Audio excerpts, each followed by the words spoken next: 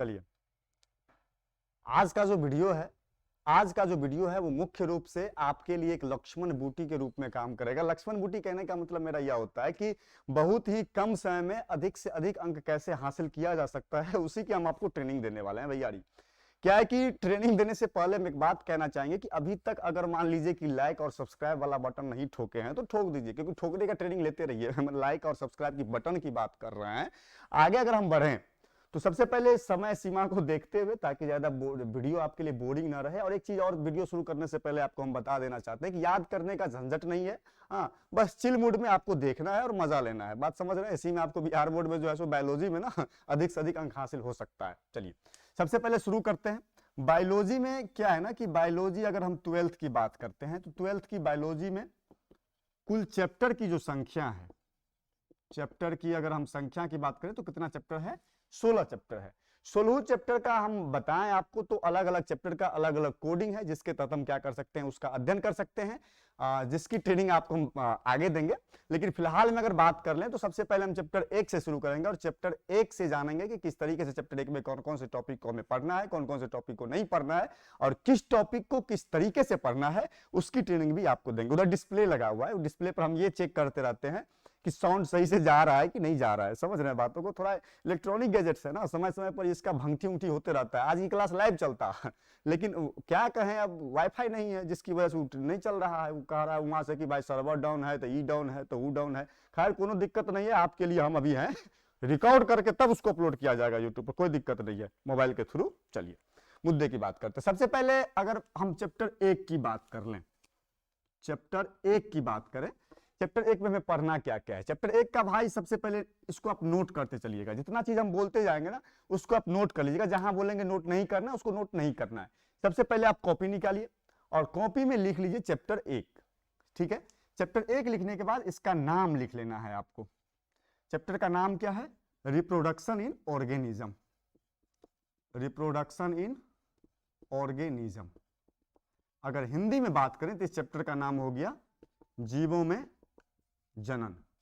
इसको अगर कहीं थोड़ा नोट कर लीजिएगा।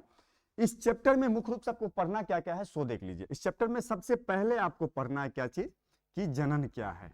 अगर अंग्रेजी में बात करें तो उसको हम लोग क्या कर सकते हैं? रिप्रोडक्शन।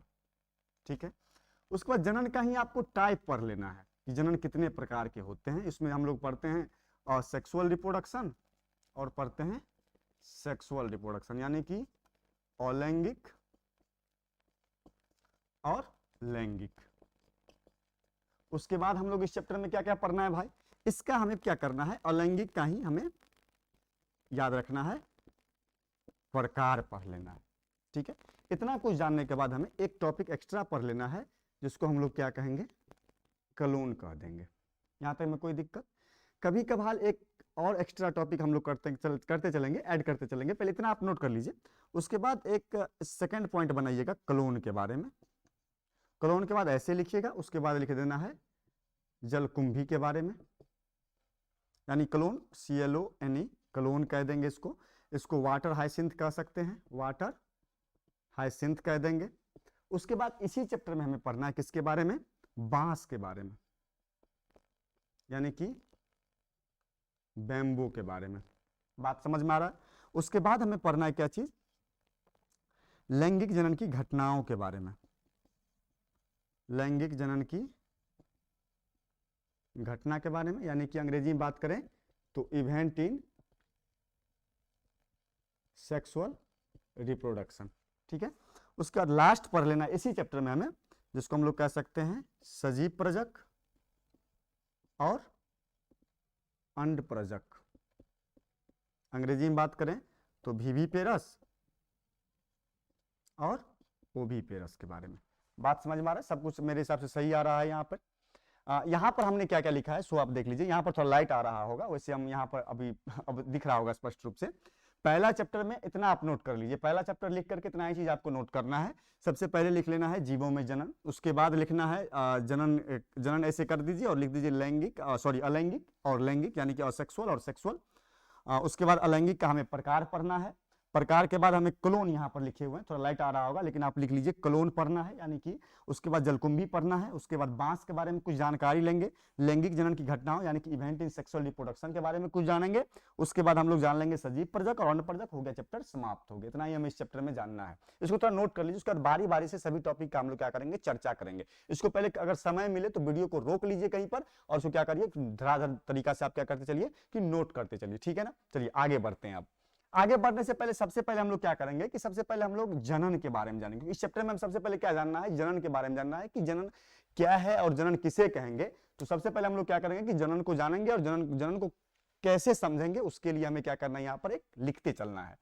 सबसे पहले देख लीजिए कि अगर जनन को जानना हो, यानी कि अगर हमें रिप्रोडक्शन को जानना हो, मतलब मोटा मोटी अगर बात करें हमें जनन को जानना हो, इसको थोड़ा मिटा देते हैं, गैदरिंग लग रहा है ना। चलिए चलिए चलिए इसको मिटाते हैं, तब थोड़ा स्पष्ट लगेगा हमें देखने में। चलिए जनन को जानने के लिए सबसे आपको आमतौर पर बस इतना याद रखना है कि अपने समान संतान की उत्पत्ति करना क्या कहलाता है, रिप्रोडक्शन कहलाता है, जनन कहलाता है। यानी कि production of same kind is known as reproduction. अगर हिंदी में बात करें तो जैसे हम है और अपने समान एक संतान का अगर निर्माण कर लिए हैं तो वो क्या है, जनन है। जनन को हम लोग अब ये देखे हैं कितने भागों में हमने बांटा है, 2 भागों में, यानी कि अलैंगिक और दूसरा क्या था भाई, लैंगिक। हिंदी में अंग्रेजी में बात करें इसको हम लोग क्या कह रहे हैं, असेक्सुअल, और इसको कह रहे हैं सेक्सुअल। यहां तक में कोई दिक्कत। यानी कि जनन कितने प्रकार के होते हैं, 2 प्रकार के होते हैं, जिसमें एक है आपको असेक्सुअल रिप्रोडक्शन और दूसरा है क्या चीज, सेक्सुअल रिप्रोडक्शन। यहां पर कभी कभी क्या होता है कि पूछ देता है कि अलैंगिक में और लैंगिक में अंतर स्पष्ट करें, यानी कि डिफरेंस बताइए कि असेक्सुअल रिप्रोडक्शन में और सेक्सुअल रिप्रोडक्शन में क्या अंतर है, क्या डिफरेंस है। हिंदी बात करें तो हिंदी में क्वेश्चन आपसे 2 नंबर में ऐसे पूछा जाएगा कि अलैंगिक जनन और लैंगिक जनन में अंतर स्पष्ट करें, तो कुछ नहीं है, हलवा है, ऐसे आप समझिए, हलवा है। क्या है, हलवा है।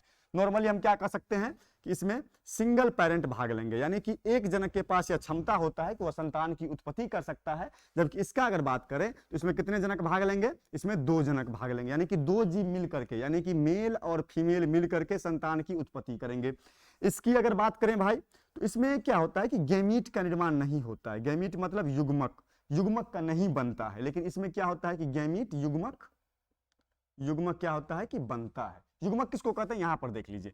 अगर गैमीट की हम लोग बात करें तो आप पढ़े होंगे गैमीट 2 प्रकार के होते हैं, मेल गैमीट और फीमेल गैमीट। मेल गैमीट हो गया स्पर्म और फीमेल गैमीट हो गया ओवम। बात समझ में आ रही है ना। चलिए ठीक है ठीक है। हिंदी में अगर बात करें तो इसको हम लोग क्या कहते हैं, युग्मक। युग्मक कितने प्रकार के होते हैं, 2 प्रकार के, नर युग्मक और मादा युग्मक। नर युग्मक हो गया शुक्राणु, मादा युग्मक हो गया अंडाणु। तो शुक्राणु अंडाणु इसमें ना बनेगा, इसमें थोड़े बनेगा, क्योंकि इसमें ना मेल और फीमेल इसमें दोनों उपस्थित है, तो इसमें शुक्राणु अंडाणु बनेगा। और शुक्राणु अंडाणु दोनों को एक साथ हम लोग क्या कहते हैं, युग्मक कहते हैं। तो हम इसीलिए यहाँ पर लिख दिए हैं इसमें युग्मक का निर्माण होगा और इसमें युग्मक का निर्माण नहीं होगा। अगला पॉइंट लिख सकते हैं कि इसमें निषेचन जो है नहीं होगा, लेकिन इसमें निषेचन क्या होगा, होगा। निषेचन कहने का मतलब फर्टिलाइजेशन। फर्टिलाइजेशन इसमें होगा, नहीं होगा, इसमें फर्टिलाइजेशन नहीं होगा, जबकि इसमें फर्टिलाइजेशन होगा। उसके बाद हम लोग कह सकते हैं कि इसमें क्लोन जो है सो बनेगा, लेकिन इसमें क्लोन क्या होगा कि नहीं बनेगा। अब क्लोन क्या है सो समझ लीजिए। क्लोन कहने का मतलब होता है कि जब कोई जीव अपने माता पिता का एग्जैक्ट कॉपी हो। कॉपी कहने का मतलब ये होता है भाई कि इसको आप ऐसे समझ लो, जैसे मान लो कि एक मनुष्य की बात कर ले, ये जो है सो मान लीजिए कि डॉक्टर है, तो इसका बच्चा डॉक्टर ही होगा, ये संभव है नहीं। ये डॉक्टर है तो हो सकता है कि कुछ बन सकता है, मास्टर बन सकता है, इंजीनियर बन सकता है, ड्राइवर बन सकता है, कुछ बन सकता है। लेकिन भाई मेरे कि एक अगर वायरस हम ले लें, एक वायरस ले लें, ये वायरस अगर इसके बॉडी में गया, मान लो कि HIV वायरस है, यह वायरस इसके बॉडी में गया तो कौन सा बीमारी होगा, एड्स रोग हो जाएगा। और इसका जो बच्चा है, मान लीजिए यह इसका बच्चा हो गया, यह भी क्या होगा, HIV होगा, क्योंकि रिप्रोडक्शन का तो परिभाषा है कि अपने समान संतान की उत्पत्ति ही क्या कहलाता है, रिप्रोडक्शन कहलाता है। तो यह जाएगा तो मलेरिया तो नहीं हो जाएगा, ये हो जाएगा तो क्या हो जाएगा, एड्स ही होगा। ऐसी स्थिति में हम यहाँ पर देख रहे हैं कि यह जो संतान हुआ है भाई मेरे, तो यह सेक्सुअल से हुआ है कि असेक्सुअल से, यह हुआ है आपको किससे, लैंगिक जनन से। यानी कि इसकी उत्पत्ति में जो है कितने जीव भाग लिए हैं, तो इसकी उत्पत्ति में 2 जीव भाग लिए हैं, जिसमें कि एक मेल है और एक क्या है, फीमेल है। जबकि इसकी उत्पत्ति में एक सिंगल पेरेंट भाग लिया है। तो यहाँ पर हम देख रहे हैं कि जो जीव सिंगल पेरेंट से जन्म लिए हैं वह अपने पेरेंट के हूबहू है, एग्जैक्ट कॉपी है, जबकि जो जीव जिसमें 2 जीव भाग लेकर के संतान की उत्पत्ति किए हैं उसमें हूबहू गुण नहीं होता है। तो जिस संतान में अपने माता पिता के हूबहू गुण होता है उसको हम लोग क्या कहते हैं, क्लोन करे। क्लोन किसमें बनेगा? इसमें बनेगा, लेकिन क्लोन इसमें नहीं बनेगा। इतना ही बात आपको ध्यान रखना है। ये जो अगर क्वेश्चन आपसे पूछ दे कि लैंगिक में और अलैंगिक में अंतर स्पष्ट करें, तो वैसी स्थिति में आपको क्या करना है कि वैसी स्थिति में आपको नॉर्मली ये अंतर लिख सकते हैं कि अलैंगिक में क्या होता है कि एक पेरेंट भाग लेते हैं, एक जनक भाग लेते हैं संतान की उत्पत्ति में, जबकि लैंगिक जनन में क्या होता है कि दो जनक भाग लेते हैं संतान की उत्पत्ति में। इसमें गैमीट यानी कि युग्मक नहीं बनता है, शुक्राणु अंडाणु नहीं बनता है, लेकिन इसमें शुक्राणु अंडाणु बनता है। इसमें निषेचन होता है, नहीं होता है, लेकिन इसमें निषेचन होता है। इसमें क्लोन बनता है, लेकिन इसमें क्लोन नहीं बनता। उसके बाद एक एक्स्ट्रा जोड़ सकते हैं कि आप इसमें अधिक समय लगता है संतान की उत्पत्ति में, लेकिन इसमें कम समय लगता है संतान की उत्पत्ति में। इतना बात आपको क्या करना है कि ध्यान में रखना है। बात समझ में आ रहा है? अब तो हो गया भाई। अब क्या करना है कि अलैंगिक जनन का प्रकार की चर्चा करना है। क्लोन भी हम लोग पढ़ लिए हैं, अब अलैंगिक जनन के प्रकार के बारे में चर्चा कर लेते हैं कि अलैंगिक जनन कितने प्रकार के होते हैं। और ये बड़ी आसान है, बात समझे कि नहीं समझे? ये फालतू में आप लोग थोड़ा टेंशनलाइज हो जाते हैं, लेकिन टेंशनलाइज होने की जरूरत नहीं है। अब देखना है हमें कि अलैंगिक जनन का प्रकार क्या होता है, अलैंगिक जनन जो है सो कितने प्रकार के होते हैं। वहां पर हम देख रहे थे, तो अब माइक का चलिए चलिए चलिए ठीक है। अब हम लोग देख लेते हैं अलैंगिक जनन का प्रकार, यानी कि टाइप्स ऑफ और सेक्सुअल रिप्रोडक्शन। अलैंगिक जनन मुख्य रूप से आप लोग जानते होंगे कि 6 प्रकार का होता है। यहां से क्वेश्चन अक्सर पूछा जाता है, इसको याद रखिएगा आप। ये कितने प्रकार के होते हैं भाई मेरे? 6 प्रकार के होते हैं। 2, 3, 4, 5 और 6। पहला देखिए क्या होता है, इसको हिंदी में कहते हैं बुआ विखंडन, ठीक है, जिसको अंग्रेजी में कहते हैं फीजन। दूसरा होता है क्या चीज? मुकुलन। इसको लिख लीजिए कहीं पर ताकि आपको क्या हो, आसानी हो। मुकुलन। तीसरा क्या होता है? बीजाणु निर्माण। बीजाणु निर्माण अंग्रेजी में इसको कहते हैं स्पोर फॉर्मेशन, ठीक है। चौथा क्या होता है? खंडन। अंग्रेजी में इसको कहते हैं फ्रेगमेंटेशन, ठीक है। पांचवा क्या होता है? पुनर्उद्भवन। उद्भवन अंग्रेजी में कहते हैं इसको रीजनरेशन। और छठा क्या होता है? छठा कायिक जनन, अंग्रेजी में कहते हैं वेजिटेटिव रिप्रोडक्शन। सिंपल है। विखंडन में और खंडन में क्या होता है कि जीव का शरीर टूट करके नया जीव बनता है। क्या याद रखना है कि टूट करके नया जीव बनेगा, याद रखना है आपको। हम क्या बताएं आपको कि 2 चीजें याद रखनी है आपको कि खंडन में और विखंडन में और खंडन में जीव का शरीर टूट करके नया जीव बनेगा। यहां पर आप लिख सकते हैं कि जीव का शरीर टूट करके नया जीव बनता है, यानी कि फ्यूजन में और फ्रेगमेंटेशन में क्या होता है कि ऑर्गेनिज्म का जो बॉडी होता है वही टूट करके नया जीव का निर्माण करता है। इतना आपको बस ध्यान रखें। जैसे कि एग्जांपल में अगर बात कर लें, अमीबा की हम दे दें यहाँ पर, मान लीजिए सपोज करें कि यह कोई अमीबा है। इसमें आप लोग पढ़े होंगे, इसमें क्या सबसे पहले क्या होता है? केंद्रक डिवाइड करता है, उसके बाद क्या होता है? 2 नया जीव बन जाता है। इसमें क्या हो रहा है कि ऑर्गेनिज्म का बॉडी ही टूट करके नया जीव का निर्माण हो रहा है। इसी में हम लोग विखंडन और खंडन का सेम हम लोग कह सकते हैं इसका याद रखने के लिए, ठीक है।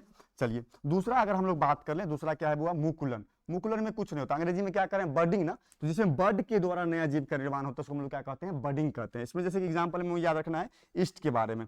ईस्ट है, हाइड्रा है। जैसे कि देख लीजिए यहाँ एक ईस्ट है, इसमें क्या होगा? कनिगो उभार बनेगा, उसके बाद क्या होगा? यह बड़ा होगा और ऑर्गेनिज्म से सेपरेट हो जाएगा और नए जीव का निर्माण कर लेगा। इतना क्लियर है, इतना आपको याद रखना है। इसी प्रकार से हाइड्रा में भी सिंपल है। तो ये पूछता है कभी कभी 5 नंबर में आपसे पूछ देगा कि ईस्ट में किस प्रकार से नए जीव की उत्पत्ति होती है, उसके बारे में बतावें। तो नॉर्मल है, क्या करेंगे कि ईस्ट बनाएंगे, उसमें थोड़ा सा एक बर्ड निकालेंगे, उसके बाद उस बर्ड का आकार बड़ा कर देंगे, फिर सेपरेट करके निकाल देंगे। अगर 5 नंबर में पूछता है तो ये क्रम जो है सो बढ़ जाएगा। यहाँ पर हम लोग लिखे 1 2 3 4, 4 भाग में तोड़ के नया जीव बना दिए हैं। हम लोग 6 फिगर में ले जाएंगे, एगो में कहीं नंबर करेंगे, एगो में और नंबर करेंगे, एगो में और नंबर करेंगे, करते करते अपना ले जाएंगे। बात समझ में आ रहा है कि नहीं आ रहा है? ठीक है, सिंपल है भाई। इसको मिटाते हैं, इसको मिटाते हैं। चलिए चलिए अगला देखते हैं। एक था हाइड्रा में मुकुलन, कभी कभी पूछ देता है कि हाइड्रा में मुकुलन को बतावे। लॉजिक है, सिंपल है। हाइड्रा कुछ नहीं है, ऐसे बना लेना है, ऐसे करके देना है। चलिए चलिए ठीक है, इसमें भी वही बात करना है, वही चीजें करनी है आपको। बात समझ रहे हैं कि नहीं समझ रहे हैं? इसी प्रकार से इसको बड़ा करते ले जाएंगे, तोड़ के नया जीव बना देंगे। ठीक है, क्लियर है? चलिए चलिए चलिए इसको मिटाते हैं, इसको मिटाते हैं। अब आगे देखते हैं क्या होता है। इसमें देख लिए हैं फ्यूजन में क्या होता है, विखंडन में और खंडन में क्या होता है कि जीव का शरीर टूट करके नया जीव का विकास होता है।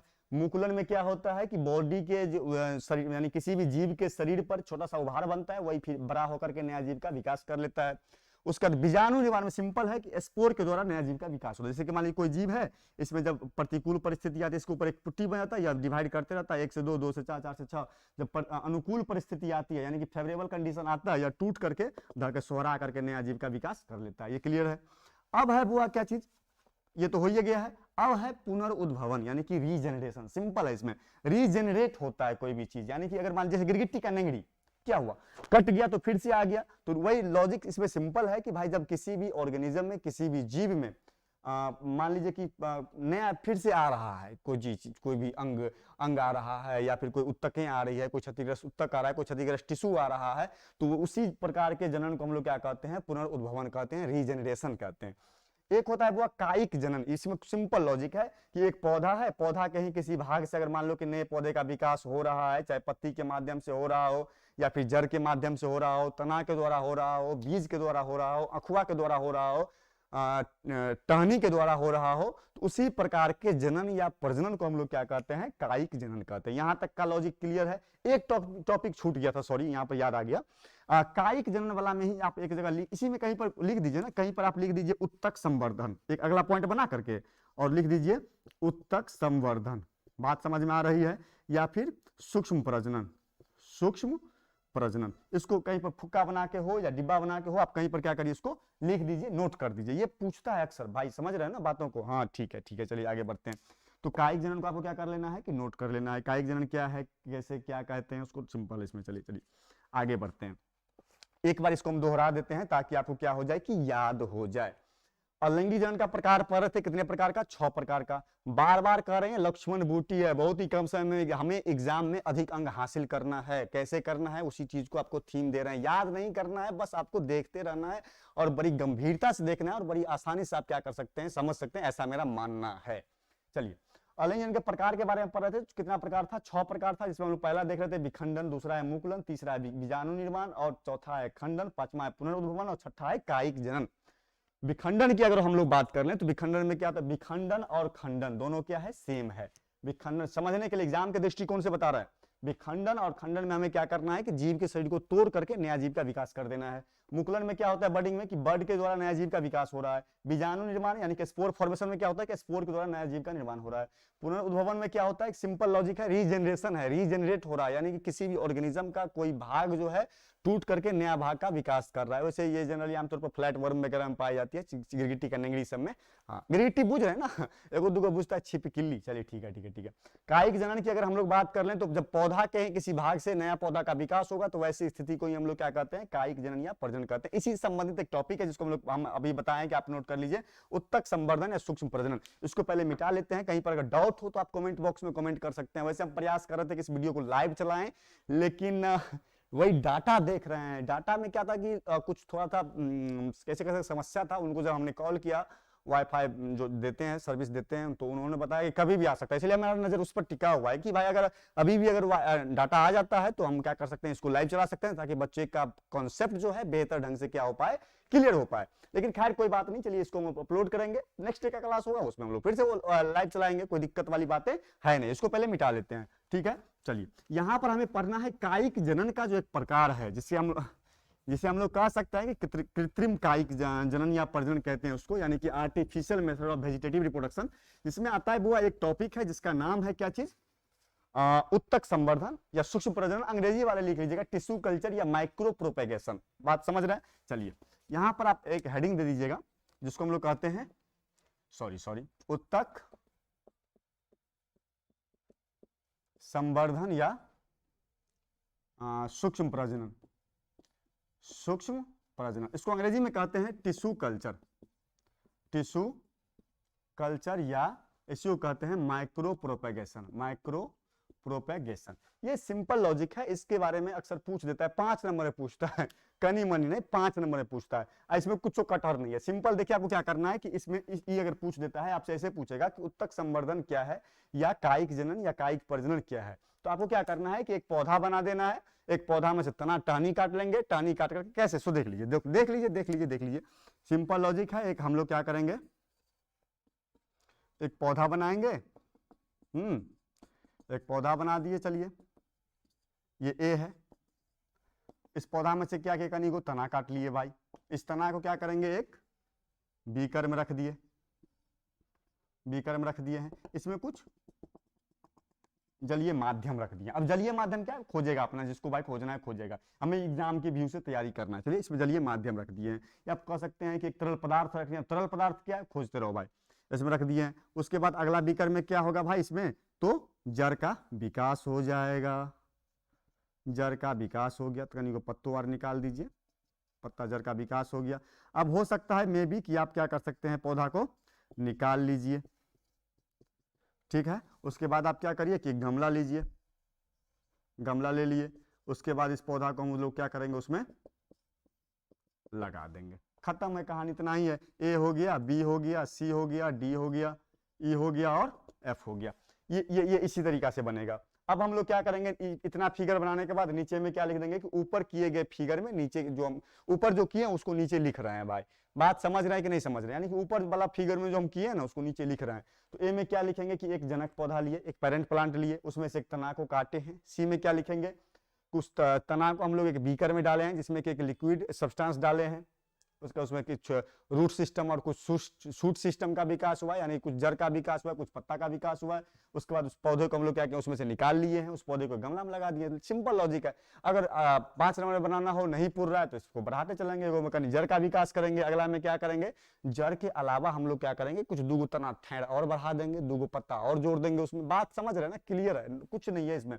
तो उत्तक संवर्धन या सूक्ष्म प्रजनन अगर आपसे पूछा जाता है 5 नंबर में, तो आप क्या करेंगे नॉर्मली कि एक गाछ इस तरीका से बना करके और उसमें हम लोग नॉर्मली अपना इस तरीके से करके उसको समाप्त कर सकते हैं। चलिए इसको मिटाते हैं। अब हमें था कुछ चीजें, जैसे कि टॉपिक में जो लिखे थे कॉपी में, आप कॉपी उल्टाइएगा देखिएगा, उसमें एक टॉपिक लिखा हुआ था क्लोन के बारे में, ठीक है। चलिए देख लेते हैं क्लोन के बारे में। अभी थोड़ा स्लो मोशन में इसीलिए चल रहे हैं ताकि आपको बेहतर ढंग से हम समझा सकें, वैसे ये सब टॉपिक कुछ है नहीं। चलिए एक टॉपिक है क्लोन। क्लोन के बारे में तब ये जान चुके हैं क्लोन क्या होता है, कि जब कोई भी संतान जो है अपने माता पिता के हूबहू हो या एग्जैक्ट कॉपी हो, तो उसी संतान को हम लोग क्या कहते हैं, क्लोन कहते हैं। उसके बाद जलकुंभी, जलकुंभी से क्वेश्चन पूछता है भाई, जलकुंभी से क्वेश्चन पूछता है, जिसको अंग्रेजी में कहते हैं वाटर हाइसिंथ। जलकुंभी से क्वेश्चन इस तरीके से पूछता है कि जलकुंभी को बंगाल का आतंक कहते हैं क्यों, ये 2 नंबर में आपसे पूछा जाएगा। तो सिंपल लॉजिक में आपको क्या करना है कि जलकुंभी के बारे में आपको थोड़ा खिस्सा पे सुना देते हैं, ताकि आप क्या कर सकते हैं कि अपने इच्छा अनुसार या अपने मन से आप क्या कर सकते हैं, उसको लिख सकते हैं। जलकुंभी का या के कह सकते हैं कि फूल की सुंदरता की वजह से उसको इंडिया लाया गया था ईस्ट इंडिया कंपनी के द्वारा। और जब बंगाल में बाढ़ आई थी तो वो जलकुंभी जो है क्या हुआ था कि तालाबों में खेतों में चले गए थे बह करके। और जलकुंभी का जो रिप्रोडक्शन रेट होता है, यानी कि प्रजनन दर जो होता है, वो अन्य पौधों की तुलना में या अन्य जीवों की तुलना में काफी तीव्र होता है, जिसकी वजह से जिस तालाब में गया उस तालाब में अपनी पूरी तालाब में ये अपना पसर गए, जिस खेत में गया उस खेत में पूरा पसर गए। जिसका परिणाम यह आया कि किसान तबाह है, मछुआरा तबाह है, क्योंकि जलकुंभी क्या करता है कि जल में घुला हुआ जो ऑक्सीजन है उसको ये खींच लेता है। आप लोग भी देखे होंगे जलकुंभी में एक फुक्का होता है, जिस फुक्का में आप बचपन में खेले होंगे, पैर से मारते होंगे, पों पों उठता होगा, उसमें ऑक्सीजन भरा होता है। तो अगर मान लीजिए कि यह जलकुंभी अगर तालाब में से क्या करेगा कि अगर ऑक्सीजन को खींच ले, तो जल में रहने वाले जो जीव हैं वो फिर कैसे सांस लेगा। तो ऐसी स्थिति में वो समस्याओं में आ जाती है, संकट में आ जाता है। तो इसीलिए इसको बंगाल का आतंक कहा जाता है जलकुंभी को। यही बात था, इसमें और कोई लॉजिक था नहीं। उसके बाद था वो बांस के बारे में, बेम्बो स्पीसीज के बारे में। बेम्बो स्पीसीज, इसको थोड़ा हम लिख देते हैं ताकि आपका डाउट क्लियर होते चले। बेम्बो स्पीसीज में आप इतना याद रखिएगा नॉर्मली कि बांस जो होता है ना, बांस का गुण यह है कि पूरे 12 वर्ष में एक बार फूल देता है। ये ऑब्जेक्टिव में पूछ देता है। कभी कभी आपको एस्ट्रोबिलेंथस कुंथियाना के बारे में भी पूछता है कि एस्ट्रोबिलेंथस कुंथियाना क्या है। तो आपको याद रखना है कि एस्ट्रोबिलेंथस कुंथियाना कितने वर्ष में फूल देता है, 12 वर्ष में एक बार फूल देता है। बस इतना लॉजिक आपके लिए काफी है। उसके बाद था कि लैंगिक जनन की घटनाओं के बारे में, यानी कि हम लोग बात करें तो लैंगिक जनन में संतान की उत्पत्ति में कौन कौन सी घटनाएं होती है। एक्चुअली में तो ये इंपॉर्टेंट है नहीं, लेकिन इसके अंदर जो चीजें हैं वो काफी इंपॉर्टेंट है, क्योंकि वो अक्सर पूछते रहता है। आप याद रखिएगा। इसके बाद एक टॉपिक था अंडप्रजक और सजीव प्रजक, क्योंकि हम इसको मिटाते हैं अब, ताकि हम बेहतर ढंग से इसको क्या कर सकें, समझा सकें। चलिए चलिए चलिए इसको मिटा लेते हैं। बस नॉर्मली देखते रहना है और पूरी चैप्टर का नॉलेज लेते रहना है। हम लोग प्रयास करेंगे, फास्ट होंगे लेकिन अभी फास्ट नहीं हो रहे हैं, अभी स्लो में चल रहे हैं, ताकि आपके छोटी छोटी कंसेप्टों को क्या कर सके हम बेहतर ढंग से क्लियर करते चल सके। बात समझ रहे हैं? चलिए मुद्दे की बात करते हैं, अगला पॉइंट की बात करते हैं। अगला पॉइंट गुरु यह है कि हम लोग चर्चा कर रहे थे इवेंट इन सेक्सुअल रिप्रोडक्शन, यानी कि लैंगिक जनन की घटनाएं। लैंगिक जनन की घटना कौन कौन सा होता है, इवेंट कौन कौन सा होता है लैंगिक जनन में? तो सिंपल आपको याद रखना है भाई कि सेक्सुअल रिप्रोडक्शन में संतान की उत्पत्ति के लिए सबसे अनिवार्य प्रक्रिया है, वह क्या है? निषेचन है। वह क्या है? निषेचन। इसको अंग्रेजी में हम लोग क्या कह सकते हैं? फर्टिलाइजेशन कहते हैं। और फर्टिलाइजेशन कहते किसको है? तो सिंपल है कि मेल गैमीट और फीमेल गैमीट के मिलने की प्रक्रिया को हम लोग क्या कह सकते हैं? निषेचन कह सकते हैं। यहीं पर एक पॉइंट और क्लियर कर देते हैं भाई, निषेचन और परागन समान है। परागन बोले तो पोलिनेशन, ये दोनों क्या है? समान है। कैसे समान है पोलिनेशन यानी कि परागन? तो इसमें भी हम लोग कहेंगे कि मेल गैमीट और फीमेल गैमीट के मिलने की प्रक्रिया को हम लोग क्या कहते हैं? परागन कहते हैं। बस अंतर इतना है कि यह जीव में होगा, यह प्लांट में होगा। तो हम लोग एक लाइन जोड़ देंगे भाई कि पेड़ पौधों में यानी कि प्लांट में मेल गैमीट और फीमेल गैमीट यानी कि नर युग्मक और मादा युग्मक के मिलने की प्रक्रिया को परागन कहते हैं, और जीवों में नर युग्मक और मादा युग्मक के मिलने की प्रक्रिया को निषेचन कहते हैं। उसके बाद परागन के बारे में हम लोग पढ़े थे कि परागन कितने प्रकार के होते हैं? 2 प्रकार के, सेल्फ पोलिनेशन और क्रॉस पोलिनेशन, यानी कि स्वपरागन और परपरागन। सिंपल याद रखना है, स्वपरागन में एक फूल लिख लीजिएगा कहीं पर, और परपरागन में परपरागन है, इसमें 2 फूल। एक फूल करने का मतलब इसी फूल का मेल गैमीट भी रहेगा और इसी फूल का फीमेल गैमीट भी रहेगा, यानी कि इसी से नर युग्मक निकलेगा और इसी में जाएगा, इसी के फीमेल गैमीट से मिलेगा। एक एक फूल में दोनों प्रक्रिया होंगे, निकलेगा भी जाएगा भी, तो वो क्या हो जाएगा? सेल्फ पोलिनेशन यानी कि स्वपरागन। परपरागन की बात करें, इसमें कितना फूल लिखे हैं? 2 फूल लिखे हैं ना, तो एक से निकलेगा और एक में जाएगा। सिंपल लॉजिक है, खत्म है, टाटा बाय बाय। क्या हो गया? ये परपरागन। यहाँ तक में कोई दिक्कत है तो बता सकते हैं, वैसे दिक्कत होगा नहीं मेरे ख्याल से। चलिए इसको मिटा लेते हैं। किसको मिटा लेते हैं? तो परागन को मिटा लेते हैं, जिसकी अभी यहाँ पर कोई खास आवश्यकता नहीं है। हमें आवश्यकता किसकी है? निषेचन की आवश्यकता है, फर्टिलाइजेशन की आवश्यकता है, जिसको हम अभी समझ रहे हैं। निषेचन क्या होता है कि निषेचन के बारे में हम इतना ही जाने हैं कि भाई नर युग्मक यानी कि नर युग्मक और मादा युग्मक यानी कि मेल गैमीट और फीमेल गैमीट के मिलने की प्रक्रिया को हम क्या कहते हैं? निषेचन कहते हैं। लेकिन भाई मेरे, निषेचन से पहले भी कुछ घटनाएं होती होगी, निषेचन से पहले भी कुछ प्रक्रियाएं होती होगी, जिसे हम लोग क्या कहते हैं? निषेचन से पूर्व की प्रक्रिया। निषेचन पूर्व की प्रक्रिया, अंग्रेजी में कहते हैं प्री फर्टिलाइजेशन।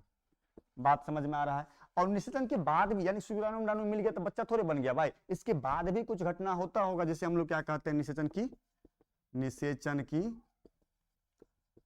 बाद की क्रिया। बात समझ में आ रहा है? यहां तक में कोई दिक्कत? मेरे ख्याल से दिक्कत नहीं होना चाहिए। अब देखिए क्या है ना कि इसको अंग्रेजी में कहते हैं पोस्ट फर्टिलाइजेशन। अब यहां पर क्या है कि शुक्राणु अंडाणु को यहां पर मिलाना है, तो इससे पहले यह बने। शुक्राणु अंडाणु जो यहाँ पर मिल रहा है, तो इससे पहले यह बनेगा ना। तो शुक्राणु अंडाणु क्या है? यह एक नर युग्मक है और यह एक मादा युग्मक है। तो हम लोग नॉर्मली पहला क्या लिख सकते हैं? युग्मक जनन। कुछ नहीं है रे भाई मेरे। युग्मक कितने प्रकार के? 2 प्रकार के। कौन कौन? नर युग्मक और मादा युग्मक। नर युग्मक क्या हो गया? शुक्राणु, और मादा युग्मक क्या हो गया? अंडाणु। कुछ नहीं करता है, युग्मक में ही क्या कर देता है? जनन जोड़ देता है। शुक्राणु में ही क्या करता है? जनन जोड़ देता है। अंडाणु में ही क्या करता है? जनन जोड़ देता है। सिंपल लॉजिक है। युग्मक बनने की प्रक्रिया को युग्मक जनन कहते हैं, शुक्राणु बनने की प्रक्रिया को शुक्राणु जनन कहते हैं, अंडाणु बनने की प्रक्रिया को अंडाणु जनन कहते हैं। तो इस दोनों को मिला करके हम एक बात कह सकते हैं कि युग्मक जनन इसमें पहले होगा, यानी कि गैमीटोजेनेसिस इसमें होगा। बात समझ में आ रहा है? उसके बाद देखिए गैमीटोजेनेसिस जो हुआ है, तो शुक्राणु बना होगा किसी पुरुष के शरीर में, यानी कि स्पर्म बना होगा किसी पुरुष के शरीर में, अंडाणु बना होगा किसी स्त्री के शरीर में, यानी किसी फीमेल के बॉडी में ना। अरे ओवम जो बना होगा किसी फीमेल में, स्पर्म बना होगा किसी मेल में। क्या दोनों में बन गया तो मतलब फर्टिलाइजेशन हो गया? नहीं ना, दोनों को करीब आना पड़ेगा ना। किसको किसको? मेल गैमीट को और फीमेल गैमीट को एक संपर्क में आना पड़ेगा। इस पॉइंट को हम लोग कहते हैं युग्मक ट्रांसफर, यानी गैमीट ट्रांसफर। हिंदी में कहते हैं युग्मक का स्थानांतरण। अंग्रेजी में क्या कहते हैं? Gamete transfer. जैसे हम लोग में, अपने लोगों में होता है, हम लोग कहा गया अपने लोगों में होता है। तो पहला तो पॉइंट हो जाएगा युग्मक जनन, यानी कि गैमीट बनेगा। दूसरा क्या हो जाएगा, गैमीट का ट्रांसफर हो जाएगा।